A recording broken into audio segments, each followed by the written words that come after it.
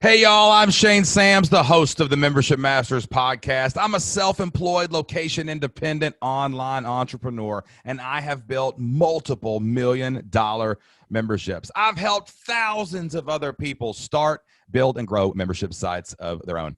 I started this podcast to help business owners just like you create incredible memberships and subscriptions by interviewing some of the most successful entrepreneurs anywhere online. Today's show is going to be a great one. My guest today is the founder of capitalism.com, Ryan Moran. I had the pleasure of meeting Ryan at a breakfast event in 2019 in San Diego, California. And I knew he would be an amazing guest for the podcast when we had our conversation then. Ryan Moran is an incredible entrepreneur who built a business that sold for eight figures a few years ago. Now Ryan helps entrepreneurs build million-dollar brands and become seven-figure entrepreneurs in his membership community at capitalism.com called The 1%. What an amazing name for a membership, The 1%. On today's show, we cover everything from wrestling title belts to The Undertaker to taking your memberships to the next level. On today's Membership Masters podcast, you're going to learn how to build an audience and a platform to expand your brand and grow your membership. We're going to talk about how you can add multiple tiers and additional products to take your income to the next level, how additional products can increase customer success, and how to shift your mindset so you can fall in love with the journey and be happy right where you are today. We're also going to dig deep into Ryan's new book, 12 Months to 1 Million, How to Pick a Winning Product, Build a Real Business, and Become a Seven-Figure Entrepreneur. I had so much fun talking to Ryan Moran today, and I know you are going to enjoy this conversation. But before we get started, I've got one question for you. Are you ready to become a membership master today? All right, let's go.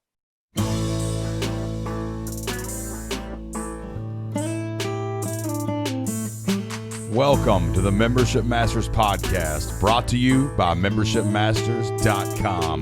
This is the podcast where we teach you how to get and keep more members every single month. I've helped thousands of people start, build, and grow memberships, and I interview some of the biggest membership owners anywhere online. My goal is to help you build a $1 million membership of your own. Brick by brick, let's do it together. Come on. Ryan Daniel Moran, welcome to the show, man. Dude, I'm so pumped to be here. It's great to see you. Great to see you too, man. My son's middle name is Daniel also, by the way.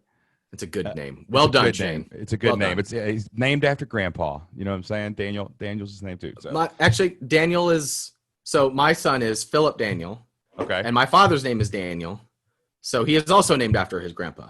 Isaac Daniel Sams. We need to get all the Daniels together in one room. We're basically twins, Basically, Shane. That's what's happening right now. I'm worried people are going to confuse who's who right now. So we just jumped into the, hold on a minute. I got to crack the old, Diet Mountain Dew to get this rolling here. But we were just talking off air. We were comparing championship belts. That's how this conversation started, guys. So you're going to see all the belts in the screen if you're watching this on YouTube later. Mine is over there in the corner. Ryan, so. I'm jealous though because Ryan has developed his own championship belt. He's starting his own promotion, and that makes me jealous. Vince McMahon is such a brilliant business person because, like, if you think about how WWE is structured. It's all just building character rapport with their staff, but they can be replaced at any time. It's is like Game of Thrones. Like they can be killed off at any time. You get excited about the characters and you tune in to see which one character is going to be killed off. And it's all just promotion, and he's brilliant at it. And even the WWE Network, when he went down that membership model route and just pioneered that for like everybody else, it's just incredible watching him do it. We got into swag because of what Vince was doing. I watched an interview with not him. I think it was John Laurinaitis, whatever his name is, who runs all their marketing department. And he was talking about how the wrestlers try to wear like whatever T-shirt they're selling. That's their costume for the season. So like the next 6 months, they put them in that shirt. It's all you see them every time is in that shirt. And that's how they generate best-selling T-shirts because they don't let their wrestlers be seen without them on. So just that subliminal almost branding of just that's interesting. Well, at the Capitalism conference, we had this right here. This picture is me with Stephanie McMahon. She keynoted one year. Amazing. So So Stephanie is the chief brand officer, and I was really impressed with her about how her basically her job when she came into the WWE in official position was to change the perception that people had of WWE, because it was like sleazy and like brash, and she came in to basically change the way that women were perceived, to change, like, so they renamed the Divas division to be Superstars. Yeah. And she has this whole story about how they reframed and rebranded WWE, and now it's a $6 billion company. They've done a really great job at building a business, and such a raving fan base too. There's actually so much to learn about studying them just as a business case study. Dude, when I started making money, like, I used to be a school teacher, okay? And me and Jocelyn go down this entrepreneurship. We have some success. We start making money. And I was sitting there one day. I was a huge wrestling fan, man, when I was a kid. It's hard to even explain how big of a wrestling fan. Like, I was putting my brother in figure fours, and we were watching. We would sneak up late at night on USA at 11 p.m. to watch Bobby the Brain Heenan. And Mom didn't know. We'd have to keep it down, and we'd just barely lean in and listen because they didn't even have subtitles back then, right? And, dude, I was in my membership one day, and Jocelyn looks over at me. She was on the couch, and she goes, "Hey, did you know there's a WWE referee in the community?" And I said, "What?" So we have signatures inside of our membership community, and it's, lo and behold, it was this guy, and he was a WWE referee. Dude, I called him, and I said, "Look, man, I know this is weird, and I know you're here to learn about online business and memberships, but you're going to be my friend." I said, and dude, we hit it off so good. Our kids are close in age, and like me and him, we have a lot of similar values, and like we've become such good friends, man. And then it was awesome because I realized one year, I was like, man, I can afford to go to WrestleMania. I can do this. So when it was in Texas, I bought, me and my brother and my best friend, I got tickets. I got an Airbnb for us, and I took everybody down there. And dude, it was just like the epitome of like, this is why I started my own company. So I could make friends with referees and have WrestleMania moments for myself. Did you go with the referee? No, but I've been with him since. Like we hang out all the time, and anytime there's an event, we try to, well, not now because of the pandemic, but like I always hang out with him, always talk to him. He actually, listen to this, dude. He calls me in March, and he goes, "Hey man, you want to be my date?" Like, what are you talking about? Dan, what are you talking about, man? He goes, I probably shouldn't say his wife's name, but we can't go to WrestleMania this year together. I got an extra ticket, and you can be my Hall of Fame date. So, dude, I got to go. I was in a suit in the hotel, hanging out in a bar with every wrestler in WWE. I rode on a bus behind Sergeant Slaughter. And like we rode over to the venue. I sat by Kevin Nash and Scott Hall, the NWO. Oh, man. I was right beside the dude that attacked Bret Hart. He ran right by me. And like, dude, it was the most surreal out of body experience. I went to the bathroom, and I had to use the bathroom, and I was standing at a urinal. And you know who Rey Mysterio Jr. is? The luchador. Yeah, dude. Yes. Like, dude, I look over, and Rey Mysterio Jr. is standing beside me, peeing too. He's got a mask on. The dude never took his mask off. He's the luchador. It was bizarre, man. But like, it's funny. Like it's one of those moments. Like, where does entrepreneurship take you? What's the most surreal moment like that you got? Like anything weird? Well, like the Undertaker is my neighbor. Are you kidding me? So the Undertaker is my neighbor, but you know, I've never seen him, which is very in character for the Undertaker. For the Undertaker, he's the man. His wife, she was a wrestler too. She was. Michelle McCool, I think's her name. Look, he's the Lord of Darkness. He probably only comes out at night. You know, I hear the motorcycle sometimes, but I've never seen him. It would be awesome if you just hear that big gong, and you look out, and it's him going to work. That's it. That's all he's doing. He's just the spirit of Paul Bearer is in the yard saying, "My Undertaker." Right, exactly, man. Favorite wrestler. Before we go into my favorite wrestler, do you remember Tatanka? Oh, do I remember? Yeah, man. Heck yeah, dude. So when he got chaired and his undefeated streak was ended, I was 8 years old, and I cried like Ron Burgundy when Baxter was punted over the bridge. I mean, that was a hard day for me, Shane. I mean, dude. He cheated. He got hit. And my parents thought it was the funniest thing. I still remember them laughing because, like, your guy lost and you're crying. I was like, that's where we all get our trust issues. It's from wrestling, like watching Shawn Michaels super kick people through glass windows and sweet chin music, baby. That's where you learn DTA, baby. Don't trust anybody. You always got to keep your eyes open. Always got to keep your eyes open, man. So, good stuff, man. This was fun. What a great podcast, Shane. I know. All right, there you go. We talk, everybody. Tune in, WrestleMania. We'll be there, LA. If we can get through all the madness in LA right now, and they actually have it. So, speaking of California, check out this transition. All right. So the last time we met, actually, when we met was in San Diego. We were at Pat Flynn's event. Yeah. I loved how you had the Q&A right in the middle of everybody. And how much content did you record when you were answering questions there during Pat's event? Like, a whole lot, not enough. Exactly. It was so much fun. I mean, we were there to just do a Q&A booth. So, I mean, I pitched Pat. The story is I pitched Pat on this. I was like, look, I want to buy up all your sponsor booths. I want to have the only sponsor booth, and I have nothing to sell. I just I love your community. I want to go answer questions for your community and just show up and see how I can help. And so we basically monopolized that sponsor area, and we just did it to make content and be cool for the community. Yeah, it was, man. It was really cool because I sat there. We were. The green room was behind you, where you all were. Like you went down and you turned right. So we were coming in and out of there, and we got to go up with Pat on stage one day. And I just remember everywhere, you could see it. You could see people looking at it. You could see people wanting to go get in line. And like, it was a really cool thing. Cause I mean, I'm telling you, you were like the James Brown of the conference. I mean, Pat thought he worked hard, but you were trapped in that chair, man, for like hours. I was, yeah. They were long days. Yeah, they were long days, but it was really fun. So then the next day we had breakfast. That's where me and you got to meet. And it was this conversation has so much context now. And so we had never met before. I mean, of course, I've heard of you and doing stuff. And like, so we were talking about our live events. And we were talking about how we were just wrapping up our live events. And yeah, we were both kind of like, I don't know if I'm going to do a live event next year. I think I'm going to take a break. Let's regroup. it was kind of taking over all of our worlds and our companies and pushing everything to the sides. Because those live events, man, gosh, anybody that runs them, it's insane. Their work. But how glad are you that you didn't do it this year right now? Yeah, I mean, in retrospect, it looks like a genius Nostradamus, move. Ryan Brand. Yeah, it looks. We look like geniuses. I saw the pandemic coming. That's what I tell everybody.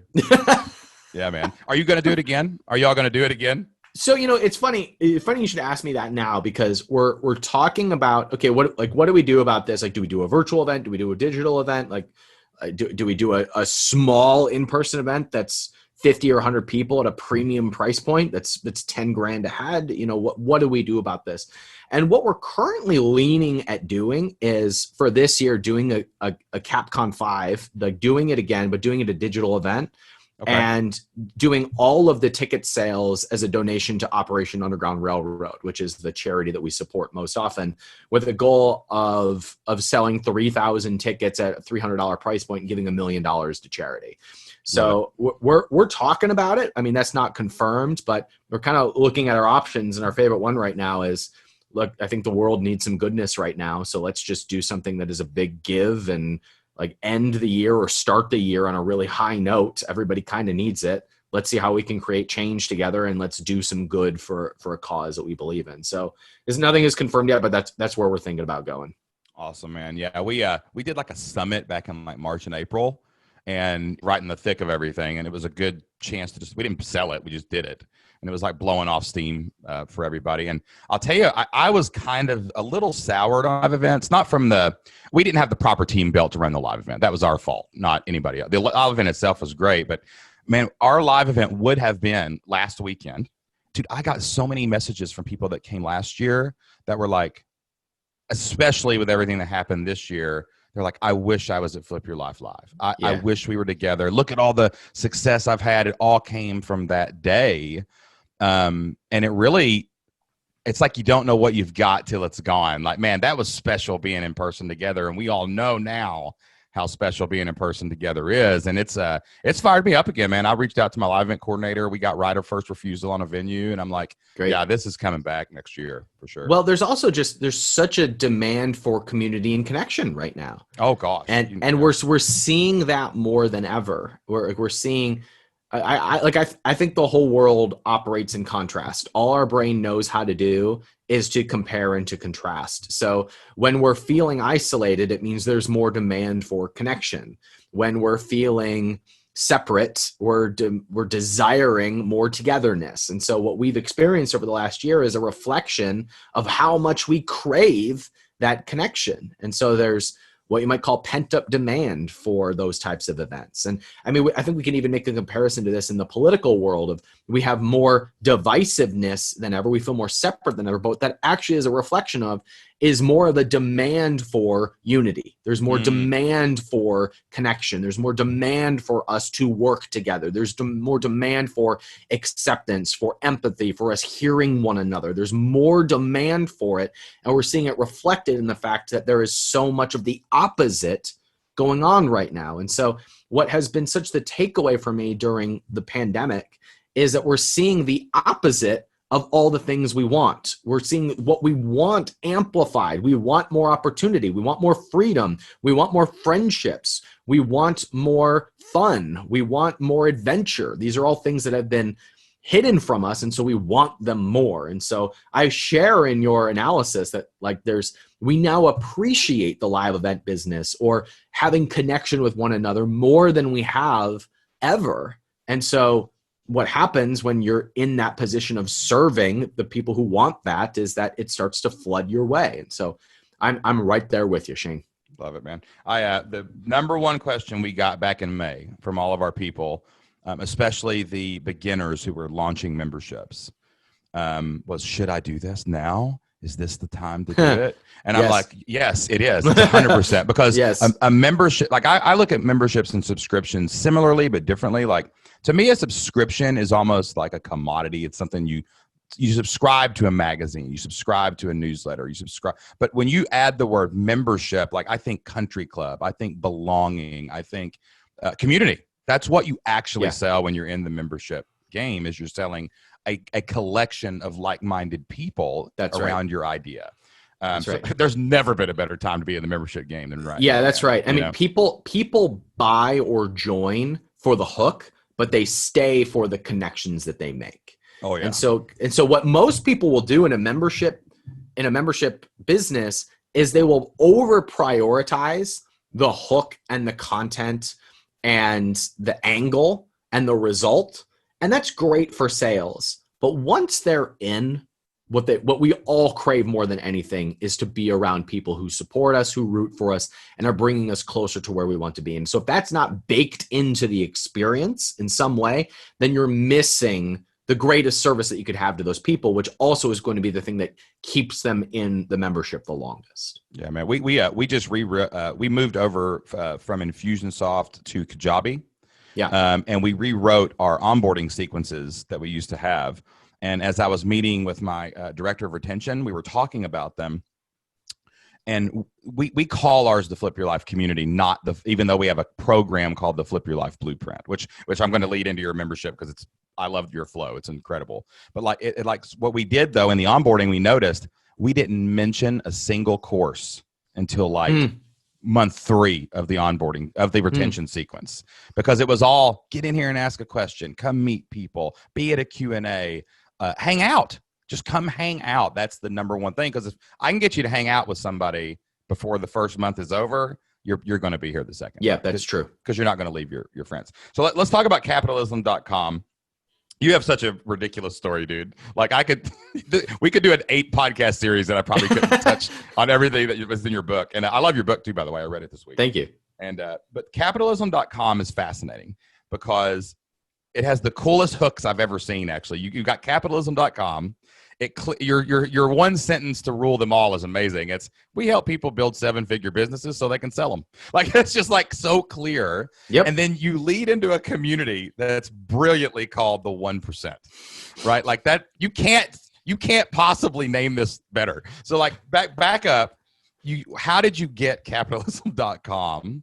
How'd you get capitalism.com? Well, I think all good business ideas start with a very clear vision. And so one day I was mapping out, what do I really want out of this business? Because I was doing the membership thing and I was doing the product launch thing and I was selling physical products and I was moving towards my first exit and was doing fine in business. But one of my employees actually sat me down one day and he's like, look, I don't know what we're building. Like, what are we doing a year? Like, what do you want me to build a year from now? And it was such a beautiful question because it made me go away and think. And as I mapped out my vision, I realized that the vision really needed a higher authority name. If I was going to build what I wanted to build, then I couldn't just be a little side project. I needed to be a real business. And so the word that capitalizes all of my fascinations are, I studied economics in college. I'm an entrepreneur who loves politics and talking about deep things. Like the word that I've said it again, that ties all those together is capitalism. You're fixated on capitalizing and capitalism. It's just capital. I'm just fixated on capital, Shane. So I went out and I noticed that capitalism.com was an unused domain. So I got in touch with the person who owned it, and they had been sitting on it for 17 years to keep it out of the quote wrong hands. And so I listened to him share for hours, and I shared with him the vision that I had for the business. And he said to me, I think the way that we can move the most people over to our side of the argument is through healthy debate. And I said, may I offer you a different opinion? And he said, sure, I'd love to hear another opinion. I said, I think we will win more people over to our side of the debate by leading by example. And I help people become entrepreneurs. And nothing changes someone's mindset about money and how the world works and how their tax dollars should be spent. Nothing changes that faster than when they become an entrepreneur. And so I want to change the debate by leading by example. And he said, I think I'd like to sell the domain to you. And so he had a price in mind. It was a big price. He offered to finance it over a few years. And so I bought the domain. Wow. That's amazing, dude. It's hard to buy a domain like that too. Like I've been in negotiation for a couple domains that were one word big like that. And it's hard to even find people. Then you got to convince, like, it's almost like you walked up to a house you wanted and tried to convince people to move out of it. It's not like there was a for sale sign. It's just like, hey, I love your house. You should hit the bricks and let me move in. Right? You know? Look, yes, it's a needle in a haystack, but all needles are owned by people. Like everything is relationships. So you can dig in the haystack or you can just create relationships. And I think everything is relationships. I think we over prioritize the strategy and we under prioritize the relationships that we build along the way, because everything that you want is in the hands of somebody else. And so if you have strong relationships where you are giving more than you're expecting to take, then I think you're always in the leverage position to be able to have the best shot possible of getting what it is that you want. But you have to actually give a care about the other person. It can't be a transactional relationship. Real relationships are built on the abundance of giving to one another. And so I think you have to start with that mindset with your customers, with your employees, with your partners, with everyone that you're in business with. And that creates what Dan Sullivan would call the referability habit, of the ability to be referred to other people, to where you have that network in those relationships. That's awesome, dude. So your background, from reading your book and just knowing a little bit about your story, it's definitely products, right? Like physical products, e-commerce. Is that basically, that's the business you sold. It was built a lot on things you sold to people, right? Like useful things in your niche that they actually bought from you, correct? Yeah. I mean, to be fair, 70 to 80% of my wealth has come from building one company that I sold. Right. So yes, I am. It would be fair to label me a product guy, because more than half of my wealth came from me selling that and then investing that money into real estate and the stock market and all those things. Yeah, we don't get labeled, but it's like that first thing you do is kind of like, oh, that was cool. I know that the best, and now I'm going to know a lot of other things. As I get into other things. Basically. Fair enough. But I was a membership guy before I was a product guy. I was an affiliate marketer before any of that stuff. I was an SEO before any of that stuff. So one of the reasons why I was so effective in the product game was because I had a background in building email lists and SEO and running membership sites and building relationships and a network and copywriting. And so every skill that I developed along the way led to the next skill, which then created the ability for me to build a product brand, because most product brands don't do SEO and don't do good copywriting and don't have all the backgrounds that I had. So I kind of chipped away at building a pretty good skill set all through my 20s until I got into the product game, which kind of freed me up to use my skill set on a real business. And that's where I had the biggest success. And now I invest, and I still have my membership sites. I still have a 7-figure business at capitalism.com. I invest in other businesses that are 7-figure businesses. I train entrepreneurs to build 7-figure businesses that they can sell. So, but yes, it's fair to say I made the most of my success through one model, and that was building physical products brands. But it's almost like you were doing all the things to really, like, the membership, again, we go back to that word, like, it's almost like that you're really good at building community around the product. Just happened to be the thing that the people in your community well needed. Said. Right. So that leads me back to capitalism.com. So it seems like, and I see there's all kinds of like product incubators and stuff like that on here. There's other things, but the 1% fascinates me, right? Like, you went all in on this community of, and it's not like you have to be in the 1% to get in it. It's like you want to be in the 1%. Yes. So this is how you do it. Tell me about, you're sitting there, you've got capitalism.com. Your guy asks you, what am I building here, bro? How did you come up with this idea? And how did you say, okay, this is the 1%? And then tell us a little bit about what the 1% is. Sure. So I believe in standing for things, not against things. So if you listen, even when I talk politics, I talk about what I am for, not against. So, I mean, since it's election season, although it feels like it's always election season right now. But you mean, I think that's been 42 years of my life is what it feels right. like. So if you look at the marketing of candidates, the ones who lose usually talk about what they're against, and those who win tend to talk about what they're for. The media tends to talk about what everyone is against. It is all about what is negative and who did what, and getting you to be angry about something, because anger is an easy emotion to rile up, and it keeps your attention. I believe that power comes from talking about what you are for, not against. And so when someone asks me who I'm going to vote for, I'll tell you who and why and all the reasons for without mentioning the other candidate. And I think we would all be much more persuasive if we didn't say what you didn't like about the other guy or girl. You talked about what you liked about your guy or girl. And so when I started the 1%, I wanted to stand for success. I wanted to stand for opportunity and stand for wealth and stand for expansion. I didn't want to throw rocks at the 99%.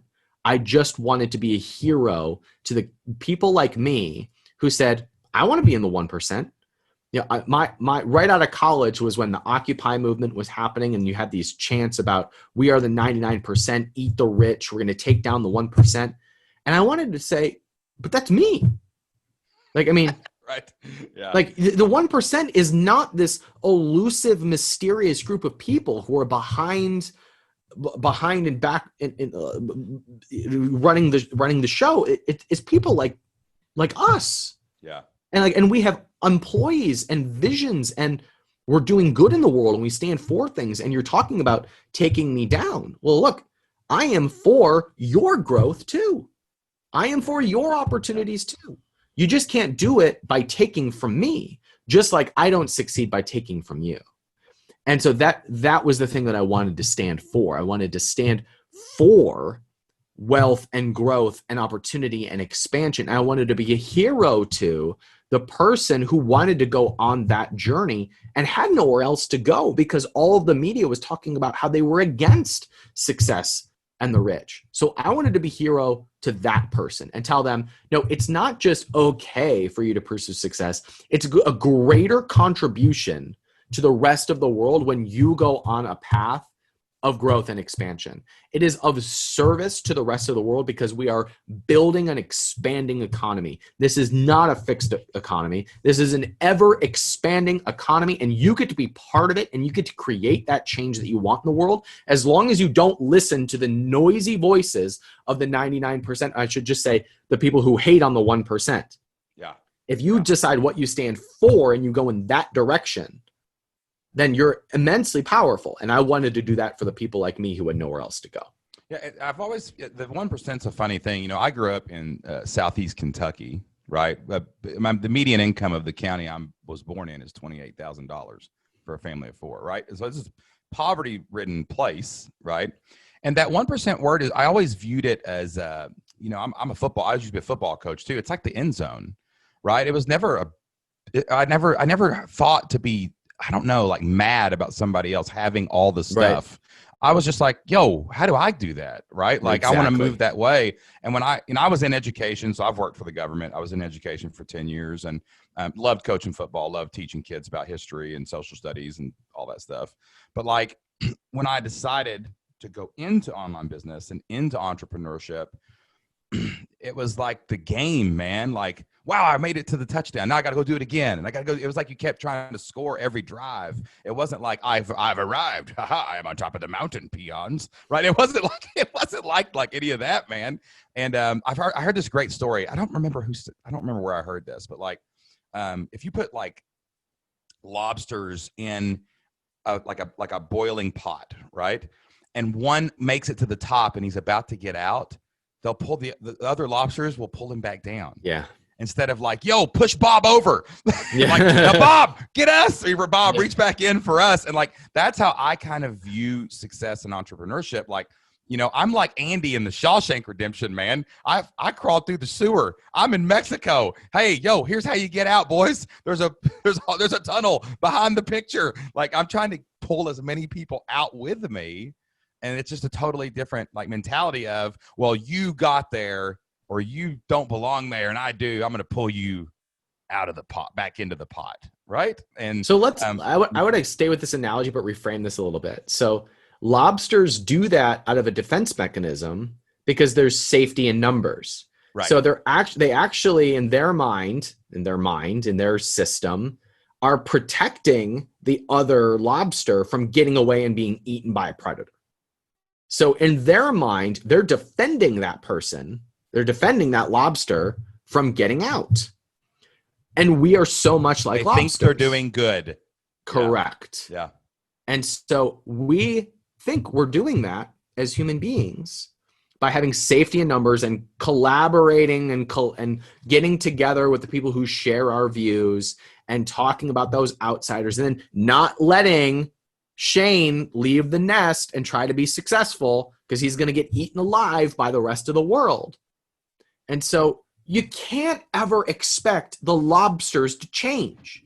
You can't expect the echo chamber to change their tune. You can't persuade people to change their beliefs. You just have to decide to do something different. You have to be okay with the negativity in order to create positivity. So you can't change the other lobsters.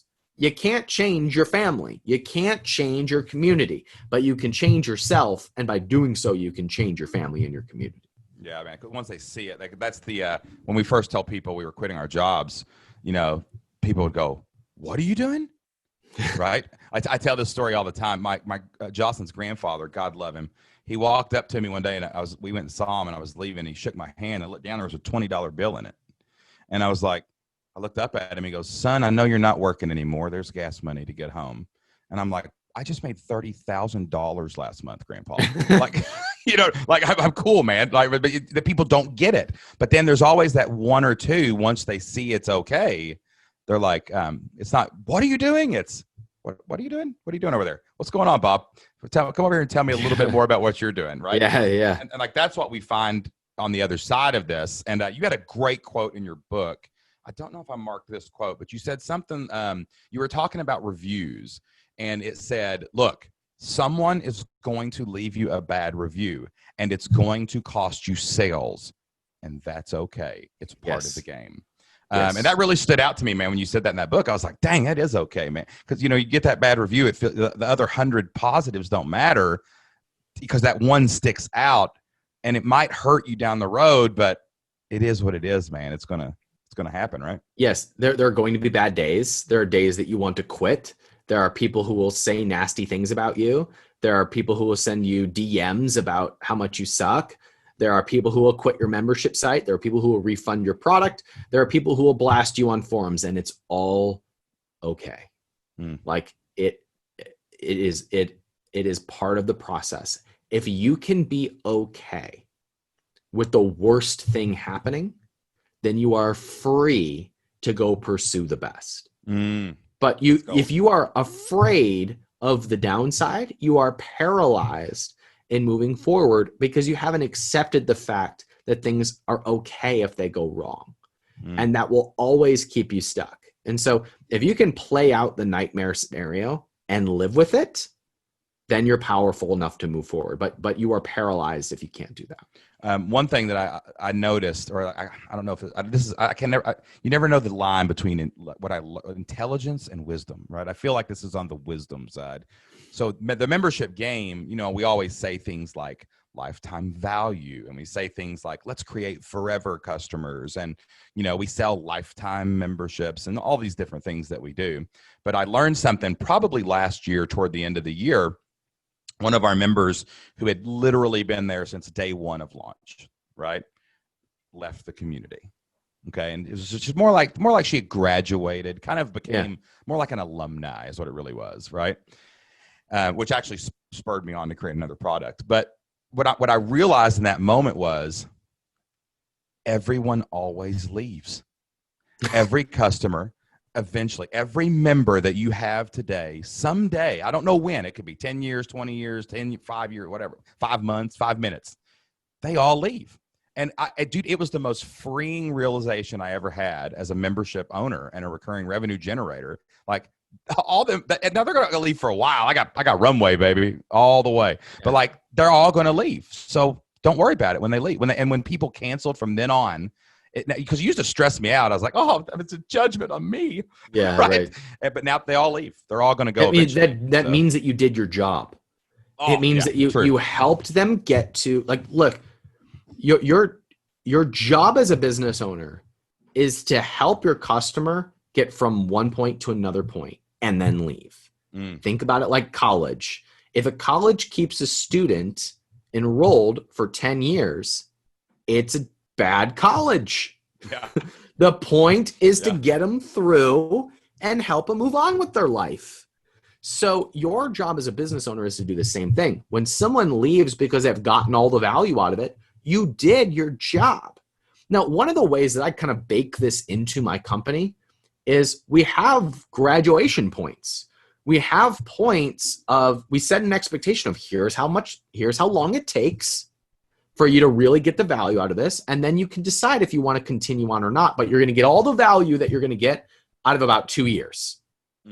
And so you should expect to be here for at least a year, probably 2. And then if you want to stick around, it's cool. And we'll even do things like discounts after 2 years, because it's almost like a recognition of like, you got the most value out of this. And now you're really just more serving the community rather than taking from the community. We'd love to have you stick around, and so we'll give you a discount on your membership. We used to do this in our mastermind. I had a $35,000 mastermind, but we did loyalty pricing where it was $35,000 for the first year, and then it was $25,000, and then $15,000 then on. Yeah. Because when you're in a mastermind, you get the most value out of it that first year. And then after 2 or 3 years, you're more like a mentor in the group. And I want to incentivize that. Like, I want to keep them around, but I also know that you're doing me good by sticking around and helping all my other members. So let me incentivize that by having loyalty pricing baked into it. So when you know that people are going to leave, you can actually optimize for that. You want people to graduate and move on to the next thing. You want them to reach a point where they've extracted all the value from this product and force you to come up with a higher level group that will serve them on the next part of their journey. Yeah. So it's a sign of success when people stick around for a while and then they leave happily. Dude, I love that too. And I caught a nuance there, a little watch the magician's hand moment for anybody that might be listening to this later. Like I love how we do some of that, but we don't advertise it. I'm not baking it into my marketing. Like, hey, this is we talk about the 13-month rule because that's how long we've seen most people. It's somewhere around 13 to 16 months. You start getting really good traction. And I talk about that, but I don't talk about that. Like, you're going to get there. This is what, and then we stay, and then we're going to give you a discount if you just make it to that checkpoint. Like, I love how you're telling people this as part of your internal marketing, really, so that they've got that eye on the prize. They know what the next step, it's the first down marker, right? To get to the touchdown. Right. That's all it is. You're just trying to get them to the next point. So tell me about inside of the 1%. Like, our pillars are always, I mean, like we said, there's a hook, there's some content, there's something, community and leadership. Those are the three big pillars of membership communities. Is there any content in there? What kind of community do you create? Yeah. And how do you lead the community? Yeah, so we have a year-long curriculum, which is really 4 separate courses that stack on top of one another.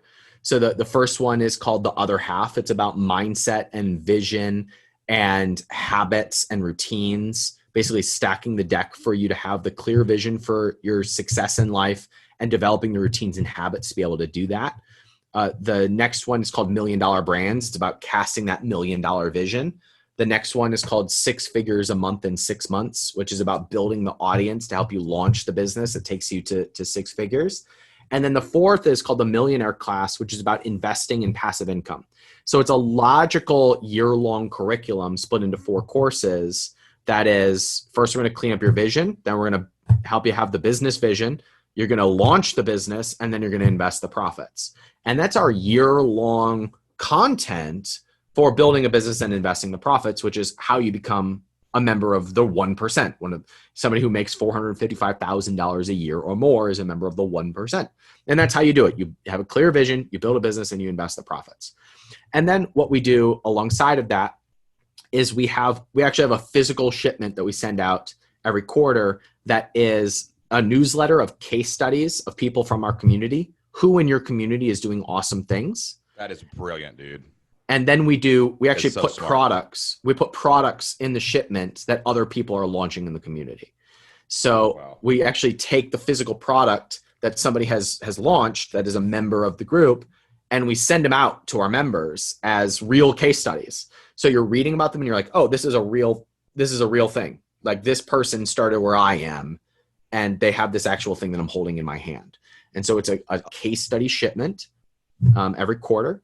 And then the third thing that we do is we do live Q&As and in-person checkpoints once or twice a month with our community members, where we're bringing on a case study or I'm taking Q&A from the audience. And there's a Facebook group, and we do some other like smaller stuff to keep them engaged, but that's the core of the business. I was that makes so much sense. I was looking at your sales. I'm a funnel hacker at heart, baby. I go down rabbit holes, man, like crazy. And like, I was looking, I was like, you had I don't know what it was. It was like you were sitting there, and it was about the membership. And I was like, why is he sitting? What is that? Is that a bag of sunflower seeds? Like, what is that? Like, there was a product in front of you that was totally disconnected in my mind from what was going on. But that's what it probably was. It was one of these case studies things that you send out, man. That's exactly right. It was one of our students' products. I bet that quarterly newsletter is like mad retention too. That's like Christmas, getting a box of something. It's random, and there's a case study to inspire you, and you could upsell. And it feels like Christmas every time. Or whatever. Yeah, man, it's brilliant, dude. Tell me about. There was something else I saw you were kind of building out, and maybe this is kind of a part of the overall strategy to kind of, the 1% is pretty cool because you could funnel different groups of people in there, right? Like, you could have the investor class, you could have the real estate people, you could have like, it's entrepreneurship. It's general enough where you could funnel different kinds of people in there, maybe. And like, I noticed on your page too, you call it the podcast network, but there's 2 podcasts, right? So you've got your podcast. And then I don't know who that the other person is. Max with the branding podcast. Like, what is that all about? Are you thinking of, like, do you want to have a broad podcast network someday? Is that a brand strategy to grow a bigger audience to push into the 1%? Like, what's that all about? Yeah, I mean, my job as the CEO of capitalism.com is to oversee us building the platform that lights entrepreneurial fires. meaning that we are the match that helps get somebody started. And it's my job to be looking for opportunities for partnerships with other people who can help that mission. And we're not at the point yet where we're publishing a lot of other podcasts, but I'd like to be. I would like to get to that point where our audience is so big that if you plug in another podcast into our network, it just catches fire. And now we can inspire a whole new group of entrepreneurs who don't look like me and don't think like me and don't come from the same background as me. And so I want to be able to be that platform and that network that inspires entrepreneurs of all kinds from all over the world. We're not there yet, but I intend to be. Yeah. And so we call it the podcast network because at some point it will be exactly that. We don't have the firepower for it just yet, but that's just a matter of time and me continuing to do my job of being the hero for entrepreneurs who have nowhere else to go, who want to be in that 1%. Yeah, I love that you've not only it's like the vision is there, but it's not just in your head. It's like, we're going to go ahead and plant the first seed of that.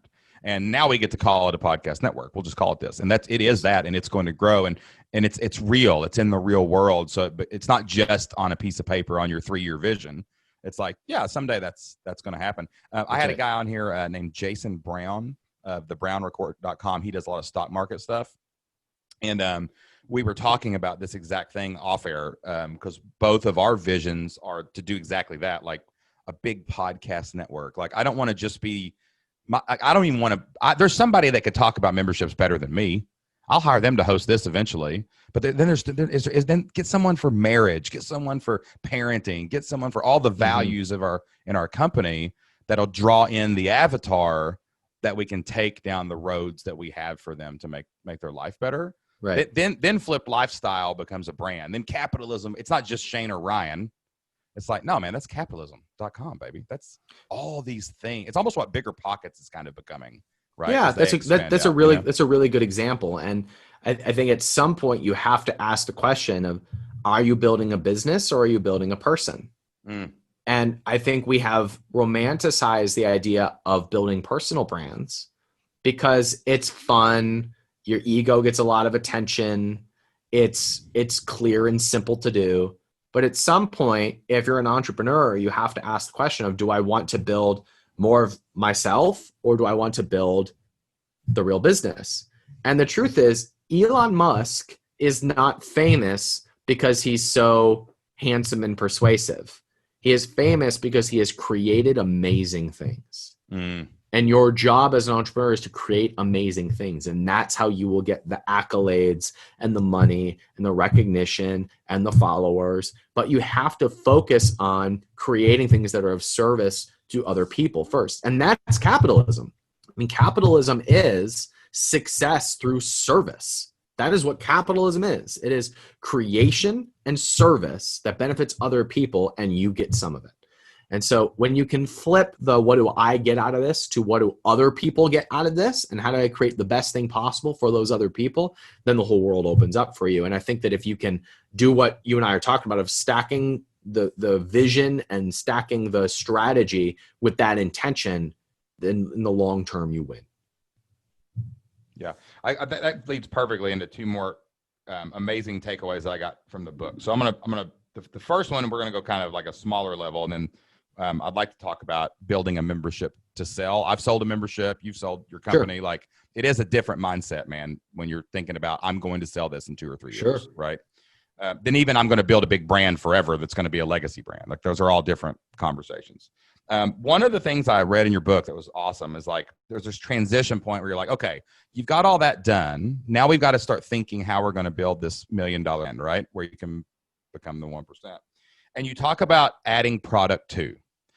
This fascinated me reading this part of the chapter because it was like, that was kind of like your pivot point of, okay, this is what's going to propel you to the higher level, to the next level or whatever. And I have like a couple stories of that where in almost everything we've ever done, when we added the next thing, that was the big leap. Like last year, we just had the Flip Your Life community. I realized people were succeeding, but needed more marketing help. So I launched a paper newsletter, dude. It's like a calendar that I send out, black and white. My kids pack the envelopes. I got a printer I leased a printer. We print in house, baby. It's a family affair, right? But when we added this, it was like 20% more revenue day one. I mean, it was just ridiculous. And I saw this jump. So when I read that part of your book, I was like, yeah, that's totally true. So could you talk a little bit more about maybe what that means to say, okay, now it's time to add the second thing, and maybe how that kind of relates like to like the membership model where you've got this big community, or instead of just a product, you know? Yeah, absolutely. So two things to this.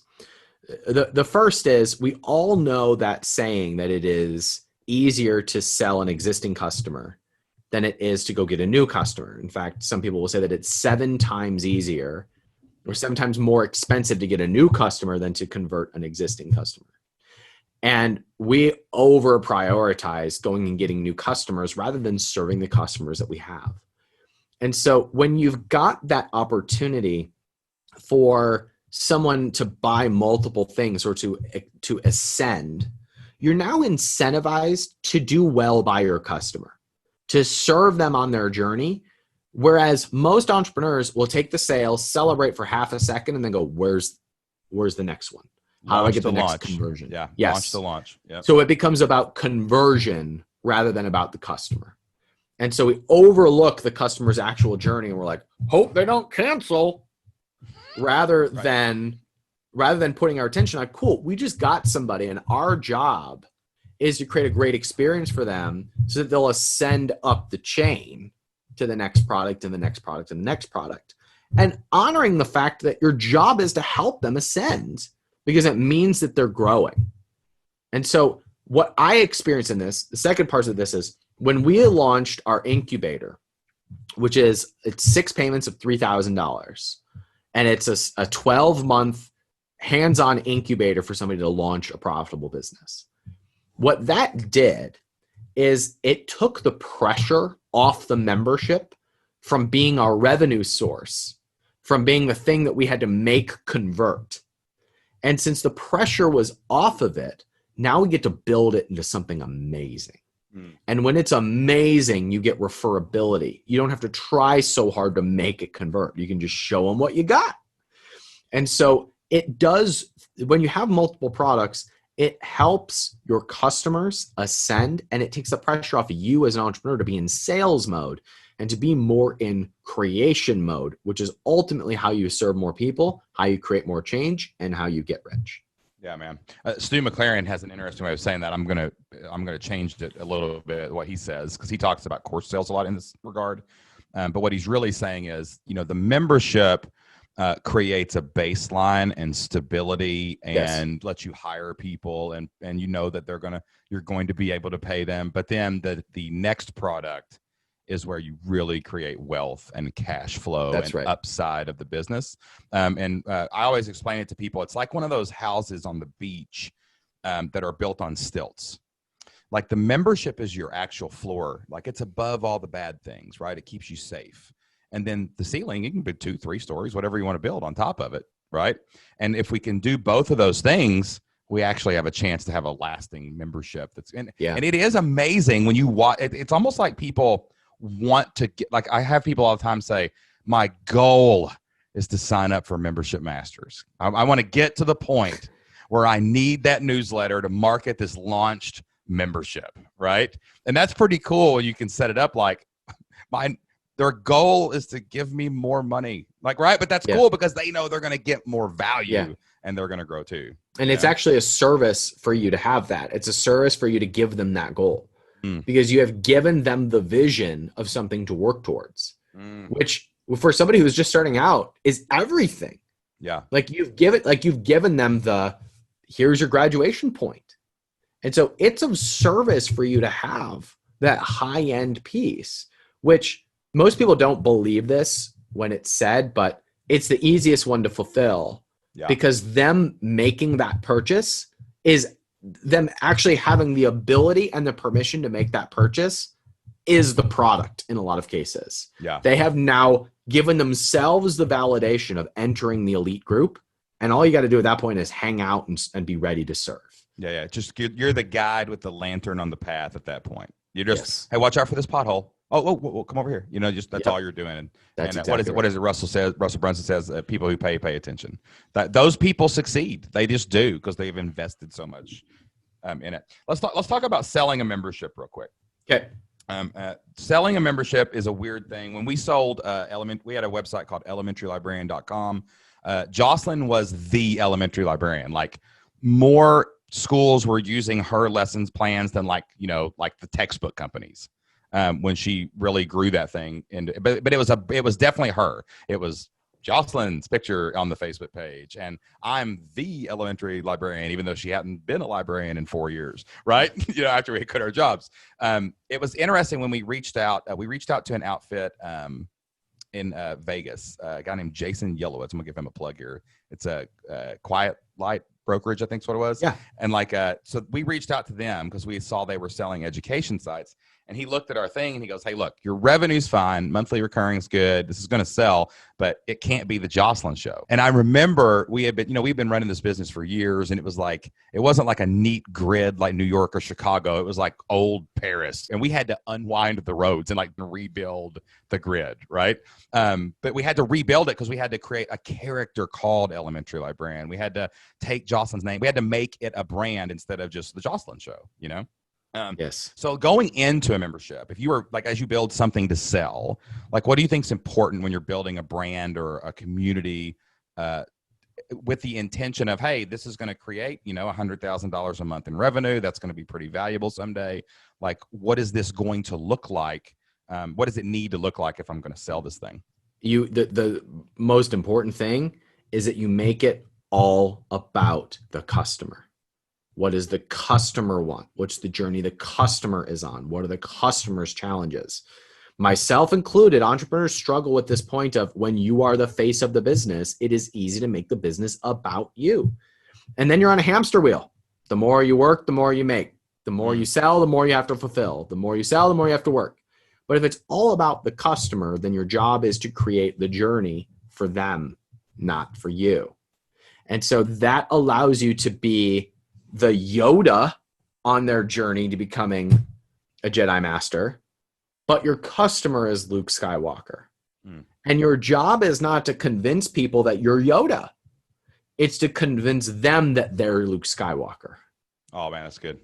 And so when you have that framing, then it can be you, or it can be Joe down the street, or it can be AI that is doing the fulfillment. Your job is to just think about the customer. That's when you have a sellable business. That's awesome, dude. Yeah, man. Well, listen, man, we could talk forever here, but I don't want to keep you too long. But, listen here, brother. This Sunday, brother, we're doing it again. Yeah. In the last hour, Ryan Moran, we have soared with the Eagles. We have slithered with the Snakes. We've been everywhere in between. But we got to figure out what's going to happen next, Shane. Whoa! Yeah, the capitalist pig and the membership master. Wow, give us our masks, right? But what's got you excited right now, man? You got a lot going on. I know you're all in on. I know the book is out now, and it's just doing amazing, and you're really all in on that. But what's got you pumped up, man? Excited. So my idea of excitement has changed a lot in the last year, and I used to think that excitement was about looking forward to what is coming, and that is true. But right now I'm more in a frame of I get my excitement from what I'm proud is already here. And I am excited about the fact that I'm so proud of something that I know it's going to bring more like it. So Shane, I am so proud of my book. I'm so proud of every review that comes in. Right now, I think there's been 225 reviews and 3 of them are negative. And I'm so proud of that feedback. 222 of the 225 are 5 or 4 star reviews. And I'm so proud of what I have seen people do with the book that I'm excited about more of that.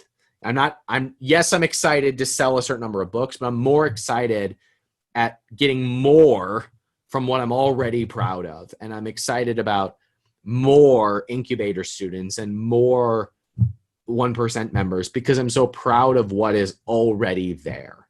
And so I've stopped putting excitement as this thing that comes later, and I see it more as I'm so proud of what exists now that I'm excited for more of it. That's awesome, dude. But it is a really good book. I listened to it. I read through it too.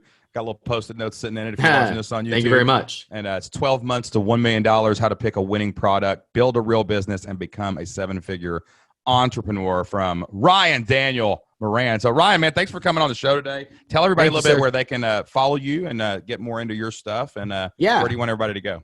My podcast is called capitalism.com. My YouTube channel is just under my name, Ryan Daniel Moran. That's where I post the most content in those two places.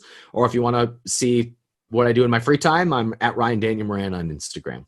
All right, guys, that is all the time that we have for today's show. I know you had as much fun as I did on today's Membership Masters podcast. If you appreciate the work that we're doing here at Membership Masters for you and your membership-based business, make sure you subscribe so you don't miss a single episode. Go leave us a 5-star review on Apple Podcasts, Spotify, or wherever you listen to audio content. And please make sure you give this episode a share on your favorite social media network of choice. Help us spread the word. Help us get it out there that memberships are where it's at. And if you want to build $1 million membership of your own, I would love to help you do it every single day. All you have to do is subscribe to the Membership Masters newsletter. The Membership Masters newsletter is the #1 membership marketing newsletter in the world. Each month, I send you my exclusive top shelf print newsletter right to your mailbox. Inside, you will find step-by-step instructions on how to drive more traffic to your membership